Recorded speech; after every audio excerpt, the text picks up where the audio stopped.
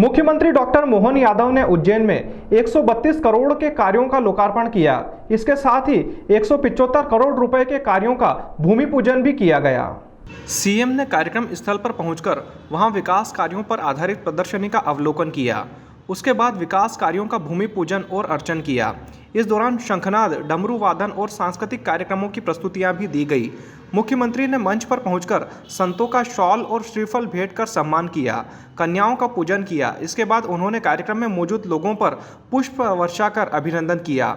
इस दौरान गायिका अभिलिप्सा पांडे ने शिव स्तुति और शिवाष्टक की प्रस्तुति दी। सांसद अनिल फिरोजिया, विधायक अनिल जैन कालूहेड़ा, संजय अग्रवाल, नगर निगम सभापति Kalavati Yadav, collector Roshan Kumar Singh, SP Pradeep Sharma, CEO जिला पंचायत जयती सिंह उपस्थित रही।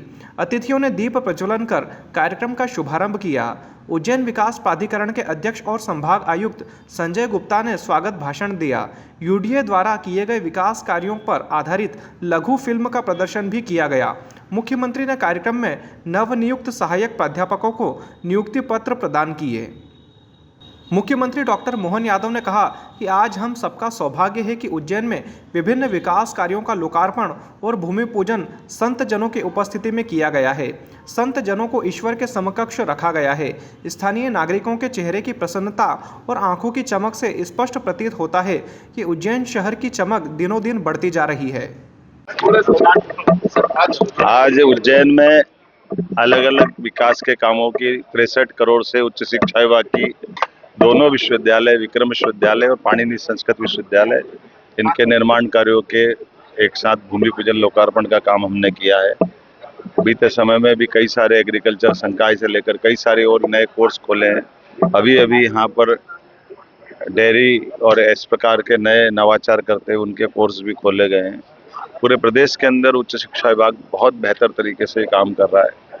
साथ ही साथ यहाँ उज्जैन में प्रतिकल्पा नाम का 68 करोड़ की लागत से आवासीय कम कमर्शियल इस प्रकार के बड़े भवन का लोकार्पण किया गया है।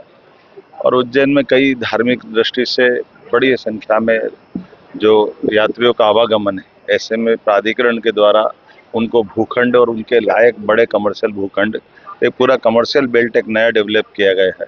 इसके साथ साथ 2 नई स्कीम और लॉन्च की गई है। उन स्कीमों के माध्यम से भी आवासीय बड़े पैमाने पर बड़े सेक्टर को जोड़ने का प्रयास किया है। कुल मिलाकर के 375 करोड़ के आसपास के अलग अलग विकास कार्यों का लोकार्पण भूमि पूजन हुआ है। सावन का पहला महीना बाबा महाकाल का आशीर्वाद है। हमने बाबा महाकाल के मंदिर के पास ही पर्यटन विकास निगम का एक अद्भुत एक होटल बनाया है और उसमें सभी प्रकार के वीवीआईपी लोग भी रात में रुक सके, सामान्य लोग भी रुक सके और मंदिर के पास वो सब प्रबंधन मिले। अभी तक बहुत दूर सर्किट हाउस में जाना पड़ेगा। हमने प्रयोग किया है कि उस स्थान पर मैं खुद रात रहूँगा और सुबह की भस्म आरती में शामिल रहूँगा, क्योंकि हमारे लिए यात्रियों की व्यवस्था के साथ नगर के आवागमन में भी बार बार ट्रैफिक में कष्ट न हो, इसलिए हमने 2-3 नए निर्णय भी लिए हैं, जिसमें एक के हमारे वीवीआईपी भी मंदिर के पास ही रुक करके उनका अपना कार्यक्रम बनाए ताकि शहर की बाकी व्यवस्थाओं में कोई बाधा नहीं आए। उसी प्रकार से भविष्य में हेलीपैड भी हम पास में बनाने वाले हैं, जो बार बार पूरे शहर का ट्रैफिक जाम न करना पड़े। मैं उम्मीद करता हूँ ये जो नया रोड निकला है, खासकर जो 4 लेन हमने बनाए, ये भविष्य की दृष्टि से जब करोड़ों लोग यहाँ आएंगे, जैसे हमने घाट बनाए तो लगभग घाट बनने के बाद 24 घंटे के अंदर 5 करोड़ श्रद्धालु स्नान कर सकेंगे, इतना बड़ा प्रबंधन हम कर रहे हैं।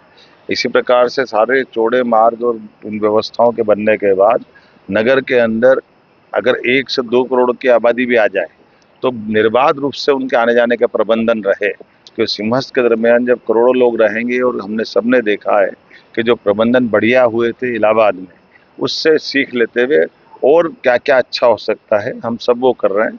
क्योंकि हमारी प्रदेश सरकार का संकल्प है कि विकास के मामले में किसी प्रकार से हमारा राज्य भी किसी राज्य से पीछे न रहते हुए वो सब जोड़े, जिसके कारण से विकास की अवधारणा भी पूरी हो सके और भविष्य में यात्रियों को सुविधा भी मिल सके।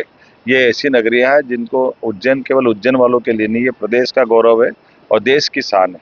जब विश्व का सबसे बड़ा मेला होने वाला है, ऐसे मेले के प्रबंधन हमको समय रहते करना पड़ेंगे, इसलिए वो सारे प्रबंधन हम कर रहे हैं जिसकी आवश्यकता